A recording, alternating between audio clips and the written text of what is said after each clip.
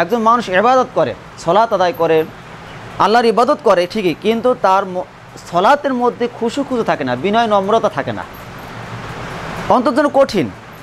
এমন হচ্ছে যে সলাৎ পড়ে যাচ্ছে, কিন্তু নামাজ সলাতের মধ্যে সে কী বললো, আল্লাহকে কি বলছে, যে আল্লাহর কাছে চাওয়া পাওয়া রয়েছে সলাতের মধ্যে, সেটা অনুধাবন করে না, বোঝার চেষ্টা করে না। অথবা এটা হতে পারে যে সূরা ফাতিহা পড়ে, কিন্তু সূরা ফাতিহার বাংলাটা সে অন্তরের ভিতরে তার নাই। যখন তার মধ্যে নাই, তখন তার ইবাদতে কোনো মজা সে পাবে না, তার অন্তরটা কি কঠিন। এভাবে সূরা বাকারার একটি আয়াত রয়েছে, আল্লাহ সুবহানাহু ওয়া তাআলা বলেন সুম্মা কাসাত কুলুবুকুম মিন বা'দি যালিকা। এটা মূলত এই আয়াতটি বানি আসরের একটা ঘটনা, সেই ঘটনা কেন্দ্র করে আয়াতটি নাযিল হয়েছিলেন। সেই ঘটনার পরে তাদের অন্তর কঠিন হয়ে গেল, কেমন? ফাহিয়া কাল হিজার, পাথরের ন্যায়, আসাদ্দু কসওয়া, এবং এর থেকেও কঠিন। এখন দেখেন পাথরের সাথে তুলনা করছেন কেন?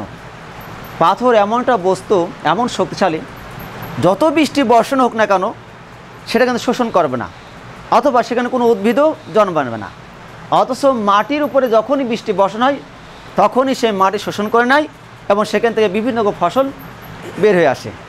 তার মানে হলো যে মানুষ যখন পাপে নিমজ্জিত থাকবে তার অন্তরটা কঠিন হতে হতে এমন অবস্থা হবে, কোরআন এবং হাদিসের আলোচনা শুনবে ঠিকই, কিন্তু তা সেটাকে গ্রহণ করে আমল আনা তার জন্য সম্ভব হবে না, কারণ তার ফাহিয়াল হিজার আসাদ্দু কসওয়া, এবং এর থেকেও কঠিন হয়ে যায় অন্তরটা। অথবা আমাদেরকে পাপ কাজ থেকে দূরে থাকতে হবে।